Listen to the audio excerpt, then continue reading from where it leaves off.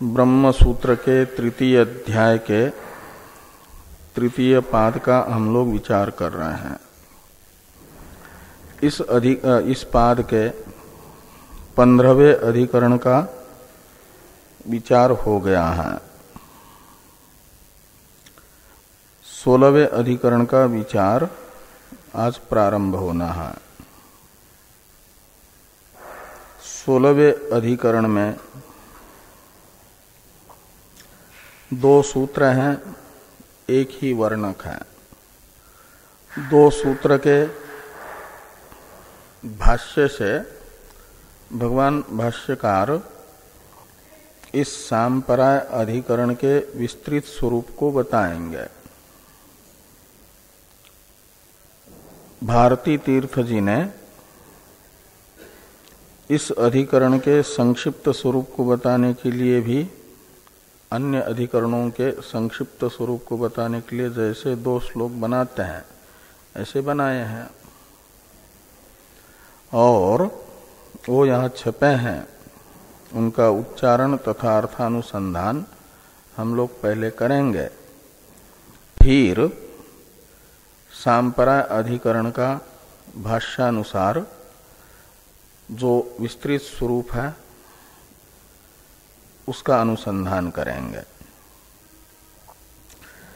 तो इन दोनों श्लोकों का उच्चारण कर लें। कर्म त्यागो मार्ग मध्ये यदि वा मरणात् पुरा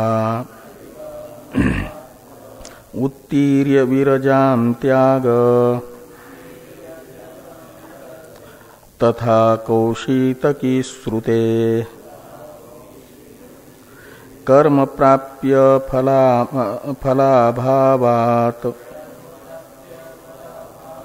मध्ये साधनवर्जनात् तांडी श्रुते पुरा त्यागो बाध्य कौशीतकी क्रमः।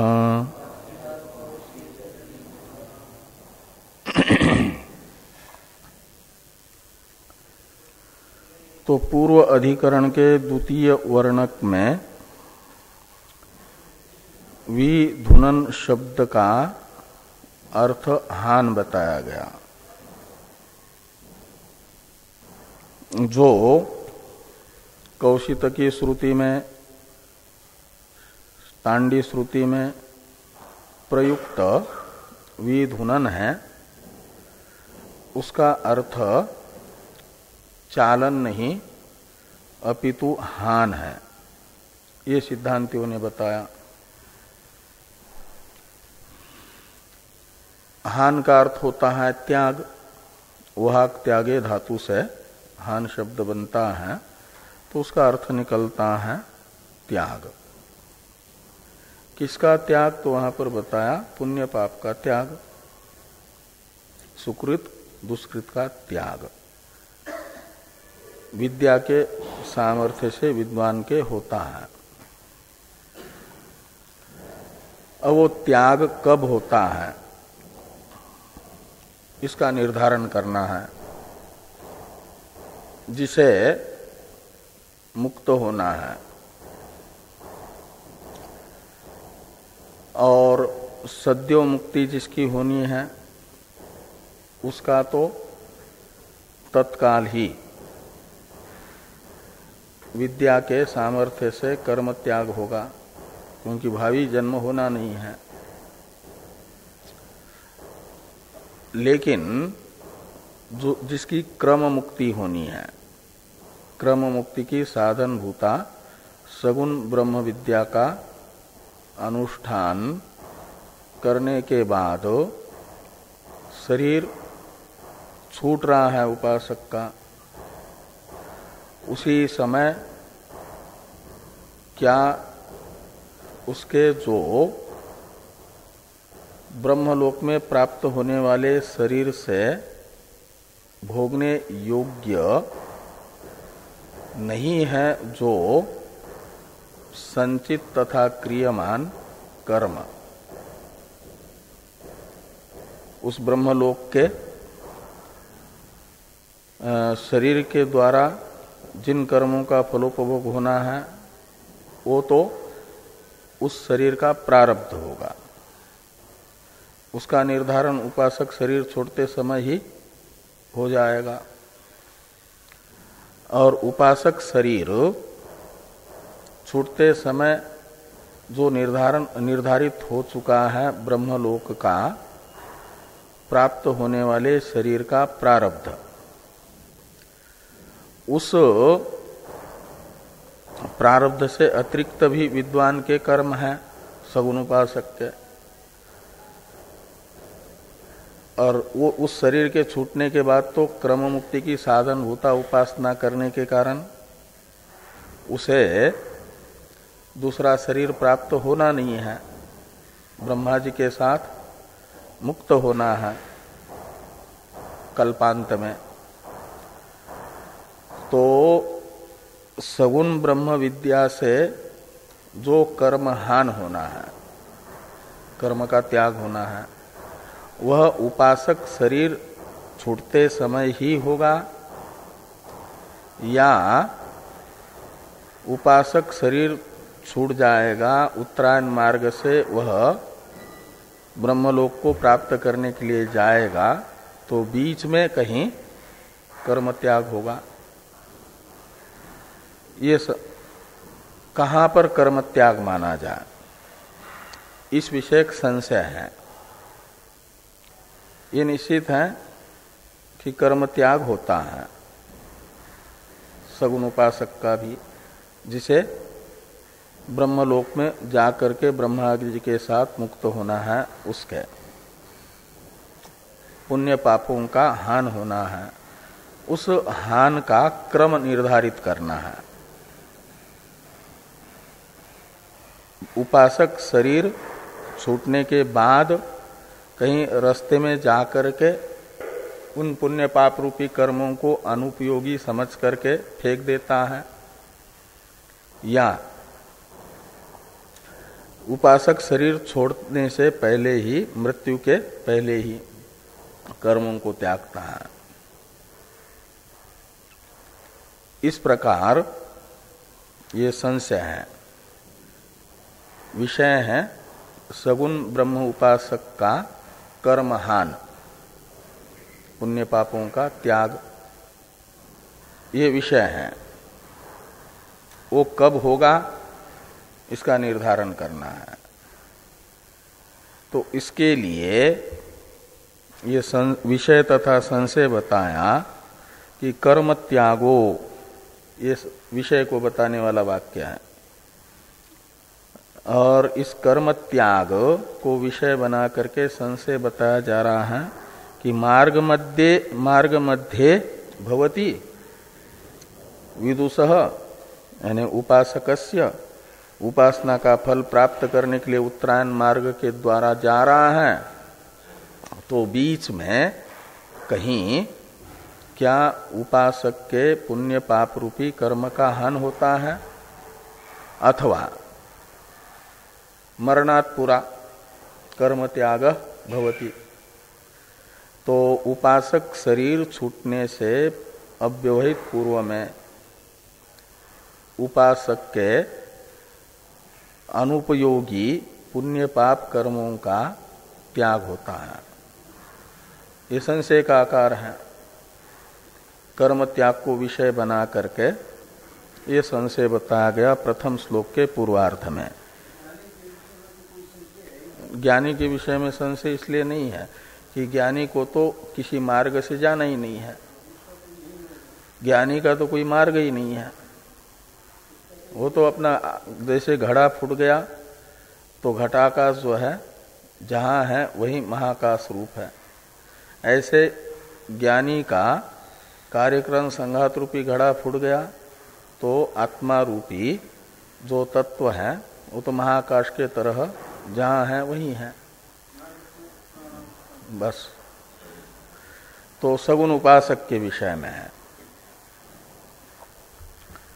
जिनको उत्तरायण मार्ग से ब्रह्मलोक जाना है, विरजा नदी को पार करना है।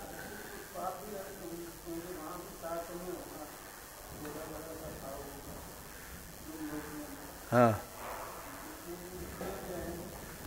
वो तो उपासना के तारतम्य को लेकर के वो बनता है। उसमें बताया है ना बृहदारण्यक में, सालोक्यम वा सायुज्यम वा सामीप्यम वा, ऐसा एक श्रुति आती है। ये जो 4 मुक्तियां हैं संसार अंतःपाती उपासक को प्राप्त होती हैं, एक ही उपासना का फल ये ऐसा अवान्तर 4 प्रकार का कैसे हुआ? तो कहा उपासना के तारतम्य से।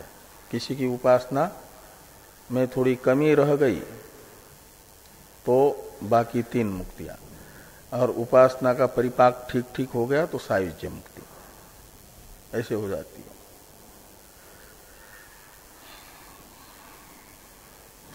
तो कर्म त्यागो मार्ग मध्य यदि वा मरणात् पुरा, ये पूर्वार्ध में विषय एवं संशय बताया। पूर्व पक्ष की प्रतिज्ञा तथा पूर्व पक्ष की प्रतिज्ञा का साधक हेतु प्रथम श्लोक के उत्तरार्ध में बताया जा रहा है। वीरजाम उत्तीर्य त्याग, ये पूर्व पक्ष की प्रतिज्ञा है। पूर्व पक्षी कहते हैं कि सगुण उपासक के पुण्य पाप का त्याग मरण से पहले नहीं होता, अपितु जैसे बाकी के कर्म साथ में जाते हैं अनुपासक के, ऐसे ज्ञानी भी साथ में ले जाता है। ज्ञानी का मतलब उपासक, जो मार्ग से जा रहा है वो जाने वाला ज्ञानी, वो सगुण उपासक होता है, सगुण ब्रह्म विद्यावान। और जैसे बाकी अनुपासक के कर्म साथ जाते हैं, ऐसे उपासक भी अपने सब कर्मों को साथ में ले जाता है। भावी शरीर का प्रारब्ध भी और संचित भी साथ में जा रहा है। और बीच मार्ग में कहीं छोड़ता है, तो बीच मार्ग में कहाँ छोड़ेगा? तो कौशितकी श्रुति में बताया गया कि उपासक अग्निलोक में जाता है, फिर वहाँ अग्निलोक के बाद एक विरजा नदी आती है और उस विरजा नदी को पार करता है और कर्म छोड़ देता है। तत्सुकृत दुष्कृते विधुनुते, ऐसा आता है।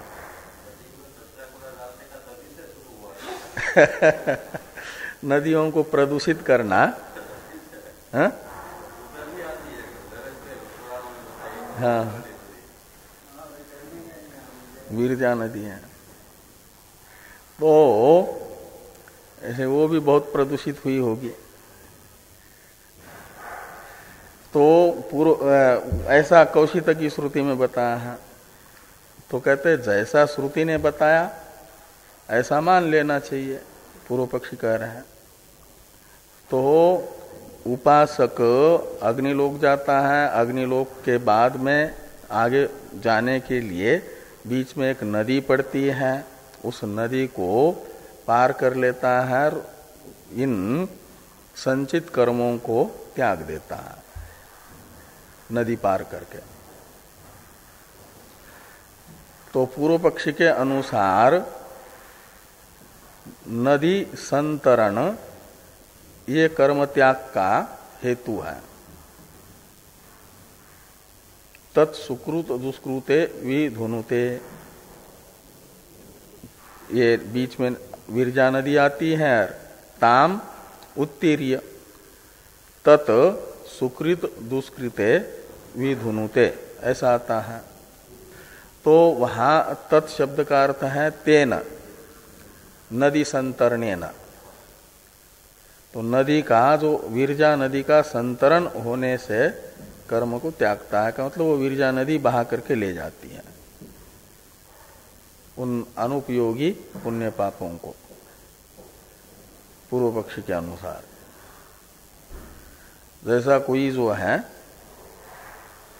नदी पार करता है तो साथ में कोई हाथ में रखा हुआ कपड़ा है या सिर में बंधा हुआ है, लेकिन वो कभी कभी बहाव ज्यादा हुआ तो वो कपड़े को बहा करके ले जाती है। वो अच्छी तरह तैरना जानता है तो ये तो तैर लेता है, लेकिन वो नदी बहा करके ले जाती है कपड़े को। हाँ, ऐसे जो है पूर्व पक्षी के अनुसार नदी संतरण से जैसे पार कर रहा है तो नदी बहा करके ले जाती है। जैसे साथ वाला कोई सामान नदी बहा करके ले जाए, कोई लौकिक नदी यहाँ की पार करते हैं तो नदी संतरण ये पूर्व पक्षी के अनुसार कर्म हान का उपाय है। पूर्व में तो मात्र कर्महान बताया, लेकिन वो कर्महान विद्या से नहीं होता। पूर्व पक्षी के अनुसार कर्म त्याग का साधन विद्या नहीं, विरजा नदी संतरण है। विरजा नदी पार करते समय विरजा नदी सहयोगी बन जाती, देखती है कि ये तो फालतू का कूड़ा कचरा ले जा रहा है, वहां पर ब्रह्मलोक में प्रदूषण फैलाएगा। तो एक प्रकार से चेक इन वहां पर होती है। जैसे विमान में कहीं यात्रा करनी होती है और किसी यात्री को मालूम नहीं है कि साथ में हाथ में जो सामान ले जा रहे हैं उसमें वो नहीं ले जा सकते, चाकू लंबा सा नहीं ले जा सकते, टॉर्च सेल वगैरह के मालूम नहीं है, तो साथ में ले जा रहा है तो साथ वो छुड़ा देते हैं, कहते हैं आप नहीं ले जा सकते। तो ऐसे जो है विरजा नदी चेक इन कर लेती है। और ब्रह्मलोक में हाँ चेक इन पॉइंट है, तो वहां पर ब्रह्मलोक में प्रदूषण फैलाने वाले जो जो कर्म साथ में ले जा रहा है उपासक, उनको विरजा नदी वहीं पर छुड़ा लेती है। ऐसा पूर्व पक्षी कहते हैं। और जो मात्र ब्रह्मलोक में जितने समय रहना है कल्पांत तक, उतने समय तक भोगने के लिए उपयोगी जो कर्म है उतने को ही साथ में ले जाया जाता है। अनुमति उतने की ही है, और क्या, वही प्रारब्ध ही। तो प्रारब्ध को ही मात्र ले जाने देते हैं। प्रारब्ध को मात्र ले जाने की अनुमति उनके लिए है जिनको क्रम मुक्ति मिलनी है। ब्रह्मा जी के स्वाध्याय में बैठ करके अहम ब्रह्मास्मि साक्षात्कार प्राप्त करना है उनके लिए। लेकिन जो प्रतीक उपासक है, जिनको कल्प पर्यंत वहां रहना है और भावी कल्प में फिर वापस आना है, उनके लिए तो अनुशय चाहिए ना, बिना कर्म के कैसे होगा। तो उनको वो ब्रह्मलोक का सीमा इधर की और उधर की सीमा एक प्रांत है, वहीं तक ले जाया जाता, उससे आगे नहीं ले जाया जाता। एक प्रांत विशेष की अनुभूति। इसलिए प्रतीक उपासकों को वो जो अमानव पुरुष है विद्युत लोक में आकर के ले जाता, वो ब्रह्म लोक तक नहीं ले जाता। ये क्या नाम, सत्य ब्रह्म से मिलाता नहीं है। जैसे भारत में आते हैं विदेशी, तो सबके सब भारत के जो उच्च पदस्थ लोग हैं उन सब से मिलते ही है, ऐसी कोई जरूरी नहीं है। कोई दूसरा अधिकारी आता है, समय लेता है, तब मिलते हैं दूसरे देश। नहीं तो आए, अपना कहीं भ्रमण कर लिया, चले गए। और वो भी पासपोर्ट में जितने प्रांतों में घूमने की अनुमति है उतने ही प्रांतों में घूम सकते हैं, अन्य प्रांतों में नहीं जा सकते। ऐसे ब्रह्म जो कार्य ब्रह्म है हिरण्यगर्भ, वहां तक प्रतीक उपासक नहीं पहुंचते, सत्यलोक तक वो नीचे ही रह जाता है। जो जन मह तप ये बताए गए हैं वो ब्रह्मलोक के अवान्तर प्रांत हैं, उसमें रह करके फिर दूसरे कल्प में आ जाते हैं। उनके लिए तो फिर वापसी का टिकट चाहिए ना, एक प्रकार से वापसी का टिकट लेकर के गए हैं। तो देखते हैं चेक इन पॉइंट में कि वापसी का टिकट जिनका है उनको वापसी का टिकट तो साथ में ले जाने देते हैं, और जो एक तरफ का ही ले जाने का मात्र टिकट लेकर के गए हैं, आने का टिकट लेकर के गए ही नहीं है क्रम मुक्ति पाने वाले, उनको वो सब संचित कर्म नहीं ले जाने देते। इस दृष्टि से उन लोगों का, प्रतीक उपासकों का तो कर्म त्याग होता भी नहीं है, कर्म त्याग क्रम मुक्ति वालों का होता है। तो ये कहते हैं उत्तीर्य विरजाम त्याग, विरजा नदी का उत्तरण करने के बाद, यानी विरजा नदी को पार करने के बाद त्याग विद्वान के कर्मों का होता है। कैसे ज्ञात हुआ आपको? तो कहते हैं तथा कौशितकी श्रुते है, कौशितकी श्रुति ऐसा ही बता रही है। कहते हैं कि स आगच्छति विरजाम नदीम ताम मनसेव अत्येति और तत्सुकृत दुष्कृते विधुनुते, ऐसा वाक्य शेष है कौशितकी श्रुति में। और इस वाक्य शेष में बताया जाता है कि वह उपासक अग्निलोक से जब विरजा नदी के पास आता है तो उसे मन से ही पार कर लेता है, और तत् सुकृत दुष्कृते विधुनुते का अर्थ है तेन, तत्का अर्थ है तेन, तेन यानी पूर्व पक्षी के अनुसार नदी संतरणेन, तत्सर्वनाम है ना, सर्वनामों का स्वभाव होता है सन्निहित अर्थ का परामर्श करना। तो सन्निहित अर्थ है नदी संतरण, और उस नदी संतरण से सुकृत दुष्कृते विधुनुते, सुकृत दुष्कृतों को त्यागता है। तो इस प्रकार नदी संतरण के अनंतर कर्म त्याग, ये कौशितकी श्रुति बता रही है क्रम, मरण से पहले नहीं। ये पूर्व पक्ष हुआ। सिद्धांत बताया जा रहा है तो पुरा त्याग, ये जो उत्तरार्ध में तीसरा पाद है, तांडी श्रुते पुरा त्याग, इसमें पुरा त्याग मरणात् पद की अनुवृत्ति ले आना प्रथम श्लोक से। तो मरणात् पुरा कर्म त्याग, त्याग के साथ कर्म को जोड़ देना। तो विद्वान के मृत्यु से पहले ही जैसे ही उपासना क्रम मुक्ति की साधन भूता फलाभिमुख होती है, उसी समय ये बाकी संचित कर्म जो है उनको विद्वान छोड़ देता है। जैसे मन का व्यापार पूरा हो गया कर्म की रील देख करके और वासनाओं की रील देख करके, और भावी शरीर का प्रारब्ध निर्धारित हुआ, तो उसी समय संचित कर्मों को अपने से अलग कर देता है उपासक, और तब तक उपासक आश्रित है उनको वो यहीं छोड़ देता है, क्योंकि साथ में उसको मालूम है कि ये सामान जो है चेक इन पॉइंट पर हमें साथ में ले जाने की अनुमति नहीं है, वहां से छुड़ाया जाएगा।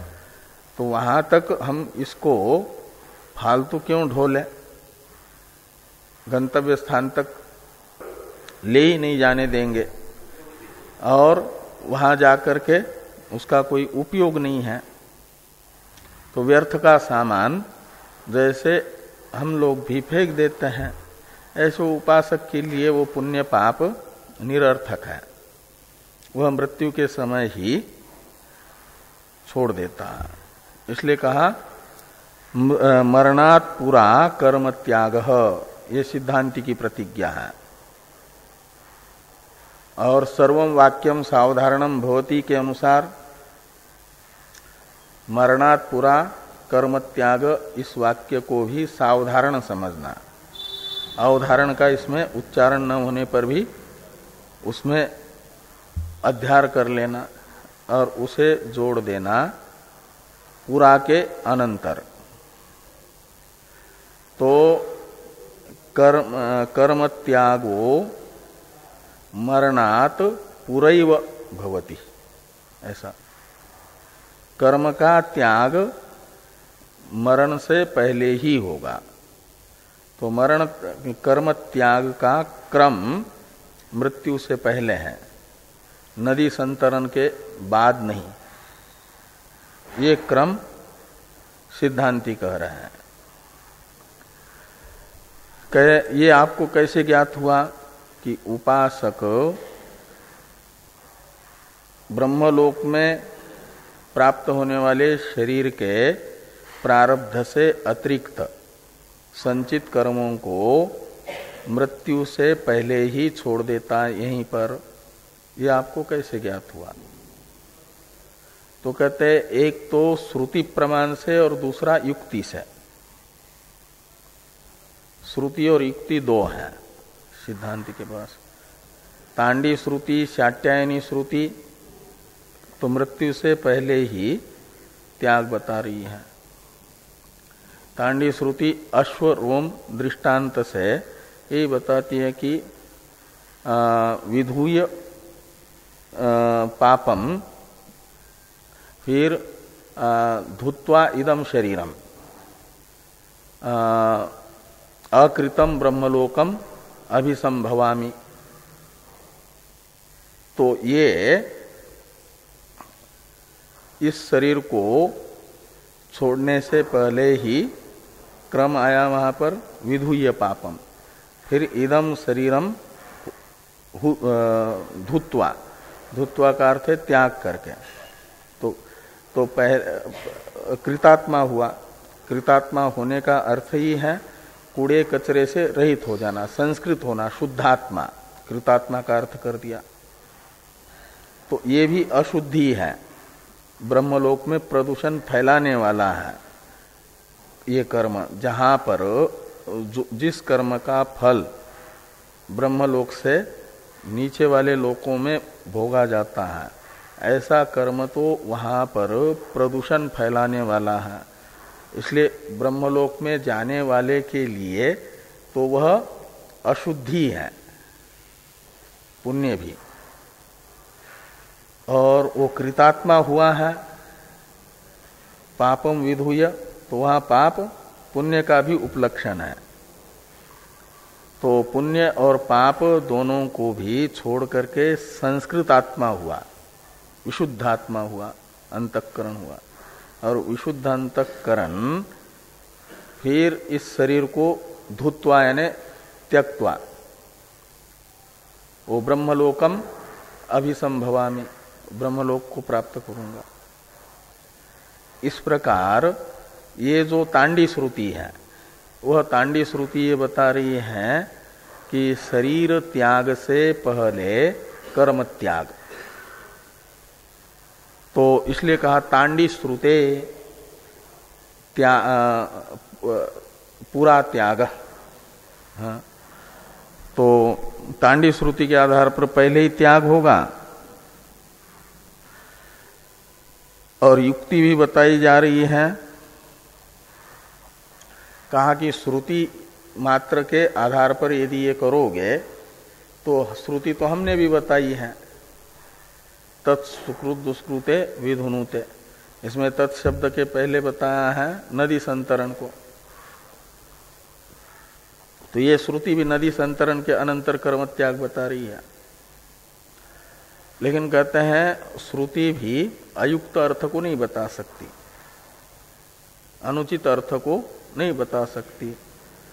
तो युक्ति से यही निश्चित होता है कि जिन कर्मों का फलोपभोग ब्रह्मलोक में प्राप्त होने वाले शरीरों से होना ही नहीं, और उस शरीर को छोड़ने के बाद दूसरा शरीर मिलना नहीं, विधेय मुक्ति होनी है, तो ऐसे कर्मों को साथ में ले जाना ये व्यर्थ है, उनका कोई उपयोग नहीं है। इस अभिप्राय से लिखते हैं कि फलाभावात मध्य, यानी कर्म प्राप्य फलाभावात, ये हेतु बताया जा रहा है युक्ति से कि जिन कर्मों का त्याग हम मृत्यु से पहले बता रहे हैं उपासक के, उन कर्मों का फल उपासक को कभी भी मिलना नहीं है। इसलिए कि उपासक को तो ब्रह्मलोक के शरीर के पश्चात आत्मानंद प्राप्त होना है, विधेय कैवल्य प्राप्त होना है। तो इसलिए कर्म प्राप्य फलाभावात, जिन कर्मों का फल प्राप्त होना ही नहीं कभी भी, ऐसे कर्मों को क्यों ले जाएगा? ले जाने वाला अविवेकी ही माना जाएगा। तो ये युक्ति है। और दूसरा एक हेतु बताते हैं, तो यदि ये कहें कि चलो साथ में ले जाएं और फिर बीच में छोड़ देंगे, कहते बीच में छोड़ने का कोई साधन नहीं है। एक बार विमान में बैठ गए, खिड़कियां बंद हो गई और उसमें से कुछ नीचे गिराना चाहेंगे तो गिरा नहीं सकते। वो तो वही कूड़ादान के लिए पॉलीथीन लाते, अपना डालो, अपना कोई अनुपयोगी सामान है तो उसमें, और वो फिर बाद में कहीं गिरा देते हैं। लेकिन आप ऐसे गिरा दो तो गिरा ही नहीं सकते वहां से। और दूसरा कहते हैं ये जो है छोड़ना भी मन से है या किसी न किसी इंद्रिय से है, तो कोई भी इंद्रिय क्या नाम सूक्ष्म शरीर अंतःपाती कोई भी तत्व सब व्यापार तभी होता है जब वह गोलकस्थ होता है। अभी उपासक शरीर छूट गया, उपासक शरीर के गोलकों में रहते हुए ही उपासक का जो अंतःकरण है वह उपयोगी अनुपयोगी पदार्थों का निर्धारण करके उपयोगी को साथ में ले रख सकता है, अनुपयोगी को छोड़ सकता है।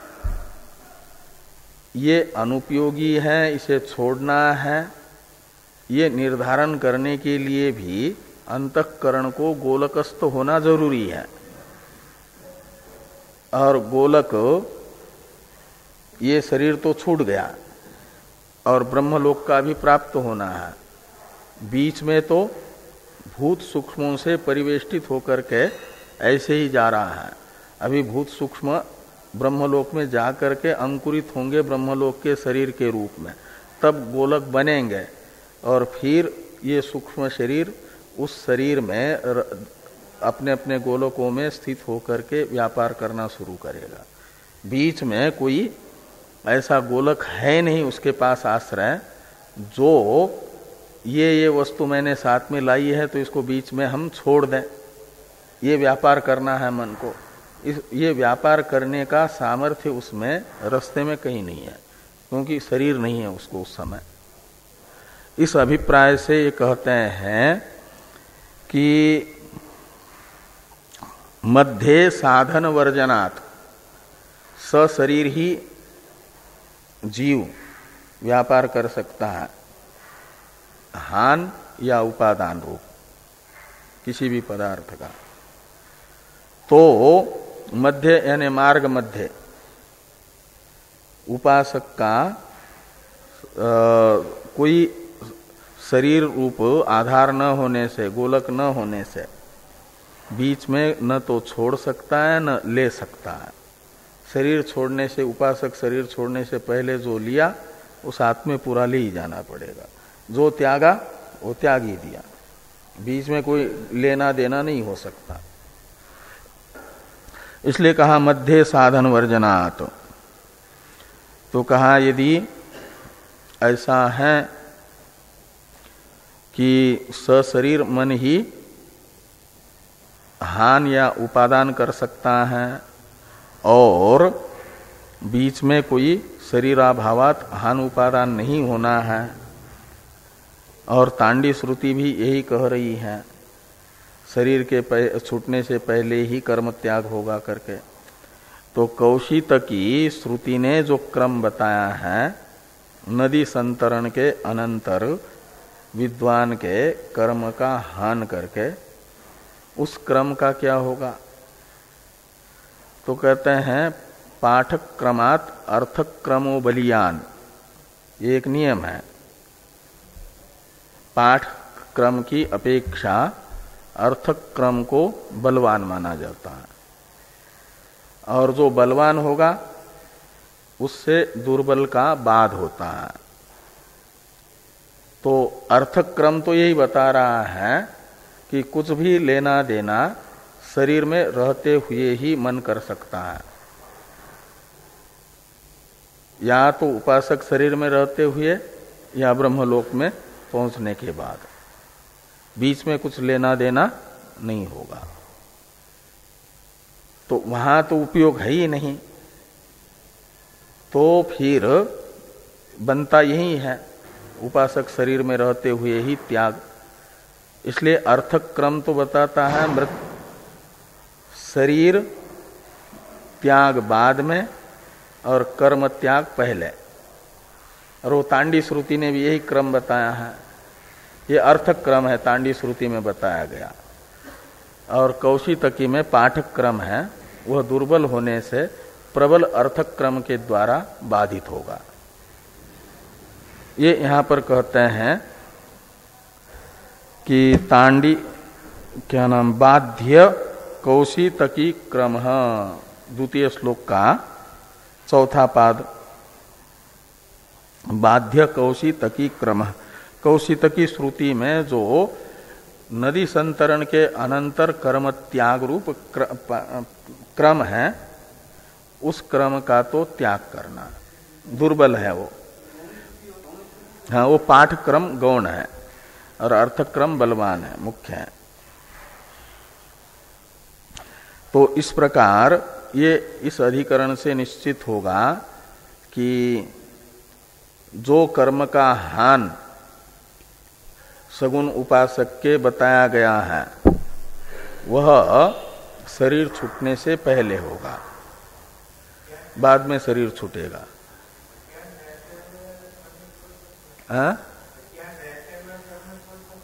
हाँ,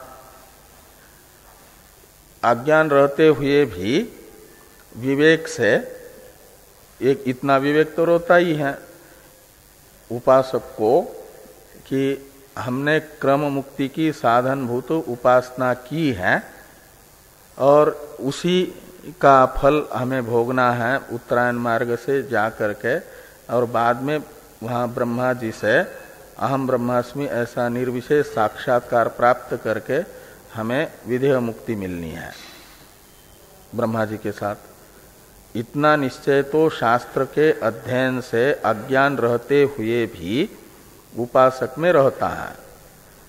इसलिए अहंग्रह उपासना जो क्रम मुक्ति की साधनभूत की है, उससे अतिरिक्त जो भी हमारे पुण्य पाप होंगे वह पुण्य पाप हमारे लिए अनुपयोगी है, यह विवेक भी रहता है। और इस विवेक के आधार पर और क्रम मुक्ति की साधनभूता उपासना के सामर्थ्य से वो कर्म त्याग कर लेता है। जैसे अविवेक रहते हुए भी हम लोग उपयोगी अनुपयोगी क्या वस्तु है इतना समझ लेते हैं और उसको बीच में छोड़ देते हैं। अनुपयोगी वस्तु को कुछ तो घर से ही नहीं ले जाते, घर में रखा हुआ सारा का सारा सामान हरिद्वार थोड़ी ले आते आप। जितना यहाँ जितने समय रहना है उतने समय के लिए जितना उपयोगी सामान है उतना लाते हैं, बाकी घर में ही छोड़ देते हैं। ऐसा ही है, ये विवेक इतना रहता है और विद्या के सामर्थ्य से ऐसा होता है। उसका भी शरीर के रहते रहते, स्थूल शरीर के रहते, ये जीवित अवस्था में ही अहंग्रह उपासना की है ना, इसलिए अहंग्रह उपासना के सामर्थ्य से अहंता शरीर में रहते रहते ही उपास्य का जो स्वरूप है उसमें चली जाती है, उसमें अहंता प्रतिष्ठित होती है और उस स्वरूप में स्थूल शरीर का और स्थूल शरीर से पहले अभी तक के जितने भी कर्म हुए हैं अंतःकरण में वो सूक्ष्म रूप से विद्यमान है, लेकिन उन कर्मों का उपयोग नहीं है ये समझने की योग्यता भी वहां आ जाती है। और श्रुति कह रही है सगुण ब्रह्म के अहंग्रह उपासना से जिन्हें क्रम मुक्ति मिलनी है उनके कर्मों का त्याग हो जाता है। तो ये श्रुति युक्ति के आधार पर स्वरूप, वास्तविक स्वरूप विषयक जो अज्ञान है उस अज्ञान के रहते हुए भी कर्म त्याग हो जाता है। उस अज्ञान के रहते हुए निर्विशेष ब्रह्म का साक्षात्कार अभी नहीं हुआ है तो भी वो हो जाता है, संचित का त्याग हुआ। हाँ, सगुण ब्रह्म विद्या के सगुण ब्रह्म विद्या से। इसलिए वहां का जो उपासक है और जिनको ज्ञान प्राप्त होना है उनका तो मात्र एक प्रारब्ध ही रहता है, संचित रहता ही नहीं। इसलिए उनकी विद्या को ज्यादा परिश्रम नहीं करना पड़ता। मृत्यु लोक में किसी मनुष्य को अहम ब्रह्मास्मि साक्षात्कार हो जाए तो उस विद्या को तो क्षीयन्ते चास्य कर्माणि तस्मिन् दृष्टे परावरे, वो संचित कर्म और क्रियमान कर्म का अलेप और संचित कर्मों का नाश उसे करना ही पड़ता है। ज्ञान के पहले हुए क्रियमान कर्मों का और संचित कर्मों का तो नाश, ज्ञानोत्तरकालीन क्रियमान कर्मों का अलेप, इतना कार्य अधिक करना पड़ता है ब्रह्मलोक में जिनको अहम ब्रह्मास्मि साक्षात्कार होता है उनकी अपेक्षा। उनका तो मात्र एक प्रारब्ध ये संचित है ही नहीं, वो यहीं छोड़ करके गए हैं। और अहम ब्रह्मास्मि साक्षात्कार वहां होगा तो अभानापादक आवरण की निवृत्ति होगी। वासनाएं भी उनके यहाँ कुछ रहती नहीं है, इसलिए नहीं रहती कि संसार में सातिशय सुख में सर्वोत्कृष्ट सुख यदि कोई है तो ब्रह्मलोक का सुख है, उससे बढ़कर के तो दूसरा सुख है नहीं, और वह तो उनको उपलब्ध ही है। इसलिए उपलब्ध विषय विषयक वासना नहीं रहती, आकांक्षा नहीं रहती, और उससे निकृष्ट की वासना हो नहीं सकती, वो पहले ही समाप्त है। इसलिए वो वासनाओं का क्षय भी एक प्रकार से उनका हुआ ही रहता है। तो क्षीयन्ते चास्य कर्माणि ये भी नहीं करना पड़ता उनकी ब्रह्म विद्या को, संचित कर्म क्रियमान कर्म का आलेप करके, और वो भी नहीं करना पड़ता। आपके वासनाओं का क्षय भी बहुत सा हुआ ही रहता है। अज्ञान आभानापादक आवरण की निवृत्ति, और जैसा उनका मन है उस मनोनाश, उसका तो बाध होगा ना, मन का बाध। यद्यपि शुद्ध मन है लेकिन जब तक अज्ञान है तब तक उसमें सत्य बुद्धि रहेगी, तो उस सत्य बुद्धि का बाध इतना मात्र होता है। वहां की ब्रह्म विद्या को जैसे वहां के लोगों को कष्ट नहीं करना पड़ता ज्यादा, ऐसे ब्रह्म विद्या को भी ज्यादा परिश्रम नहीं करना। मृत्यु लोक में बहुत परिश्रम भी करना पड़ता है और ब्रह्म विद्या को भी ज्यादा परिश्रम करना पड़ता है। परिश्रम यही है, यद्यपि वो तो अग्नि है, उसको जलाने में क्या कष्ट है, लेकिन ये देखा जाए तो वैसा है, उनका प्रारब्ध मात्र रहता है, संचित नहीं रहता। तो तांडी श्रुते पुरा त्यागो बाध्य कौशी तकी क्रमः, ये इस प्रकार ये जो सांपराय अधिकरण का संक्षिप्त स्वरूप है, वह संक्षिप्त स्वरूप बताने वाले दोनों श्लोकों की चर्चा हम लोग कर चुके हैं। भाष्यकार भगवान इसका विस्तृत स्वरूप बता रहे हैं। इसका भाष्य का प्रारंभ हम लोग कल ही कर लें, अभी 2 मिनट है मात्र, कल कर लेंगे।